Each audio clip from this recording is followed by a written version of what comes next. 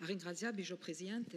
Alors d'abord, sur la présentation, je me souviens qu'il y a quelques années de ça, ce rapport, qui est un rapport annuel, faisait l'objet de quelques feuilles, 3-4 feuilles. Là, vraiment, on a un rapport structuré qui nous permet de mesurer tous les efforts déployés dans tous les domaines.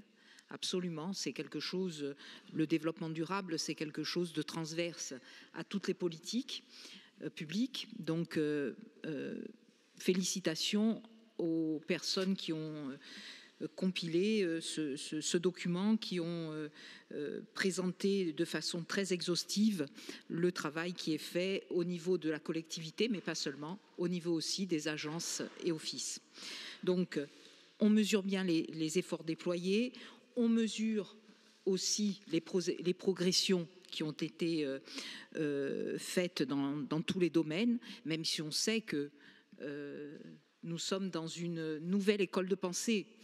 Le développement durable, même si maintenant il a plusieurs dizaines d'années, pour autant, dans la pratique des individus et même dans les politiques publiques, c'est quelque chose où on apprend encore, on est encore dans la phase d'apprentissage et il y a encore de nombreux aspects à développer. En tous les cas, on mesure aussi tout ce qu'il faut faire encore et on voit bien que la tâche est considérable. On a parlé tout à l'heure de l'égalité homme-femme, ça fait partie de la transition sociale aussi, puisqu'on parle très souvent de la transition écologique, mais on parle aussi de la transition économique, de la transition sociale. C'était le cas tout à l'heure, donc cette cohésion sociale, il faut absolument qu'elle remonte et qu'elle s'exerce de plus en plus.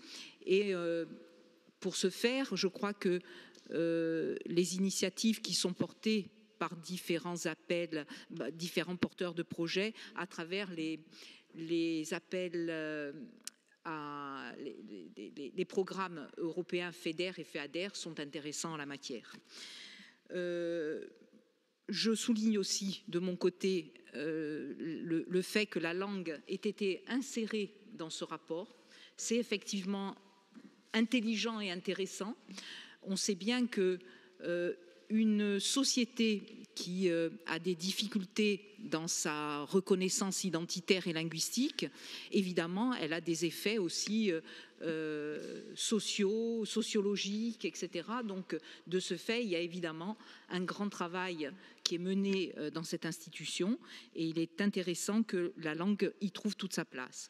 Enfin, je noterai la même petite carence qui a été mentionné par le Conseil économique et social, à savoir qu'il est dommage que le travail sur les dérives mafieuses n'ait pas été inséré. C'est un travail aussi très intéressant et qui nous permet d'avoir aussi une vision plus équilibrée de nos rapports sociaux. Donc, c'est très encourageant dans la prise de conscience. Il reste encore beaucoup de chemin et on en est tous conscients. On connaît la problématique des déchets. De gros efforts sont faits et il y a un niveau de professionnalisation extrêmement intéressant. Par exemple, à l'Office de l'environnement, où on voit un travail considérable qui est fait par tous les agents sur la biodiversité, par exemple, mais pas seulement. Donc, d'un point de vue écologique, d'un point de vue aussi sur différents aspects en tous les cas. Donc félicitations pour ce rapport et évidemment de gros efforts sont encore à développer et notamment dans le domaine des déchets puisque c'est la problématique qui est portée par tous aujourd'hui, mais nous faisons confiance au président de l'Office d'environnement pour nous apporter des solutions à travers le plan qui va être bientôt voté. Je vous remercie.